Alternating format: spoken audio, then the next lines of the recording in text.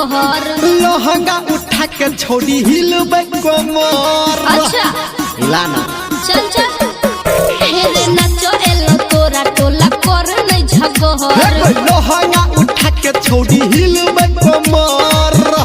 दारू शराब छौरा पीने खेने छ। हेलो हेलो सब शांति बनाए रखे, कोई अनहरिया का फायदा मत उठाइएगा। ऑपरेटर भाई थोड़ा स्टार्ट कर दो भाई। रे जनरेटर चालू कर ई छौरी के ने छै, जनरेटर चालू कर ई छौरी के ने छै, जनरेटर चालू कर ई छौरी के ने छै।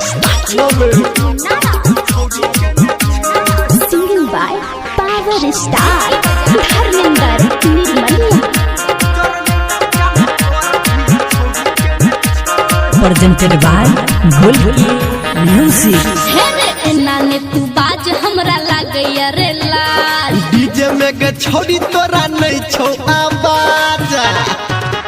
सुन एना ने तू बाज हमरा लागैया लाज। डीजे में के छोड़ी तोरा नहीं छौ आवाज। हाँ कान छै बहिर छौरा के टुन की ही धेने छै। अरे साला मरकरी फोड़ दिया है, अन्हार हो गया है पूरा। ए कंप्यूटर की नाम है छोरा के रे स्टार्ट करा ना। रे जनरेटर चालू कर ई छौरी के ने छै, जनरेटर चालू कर ई छौरी के ने छै, जनरेटर चालू कर ई छौरी के ने छै।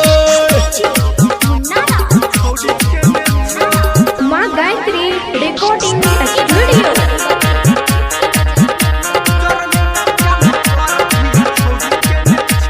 presented by Golgi Music। रे हट छोरा हट तू हमरा में ने सट।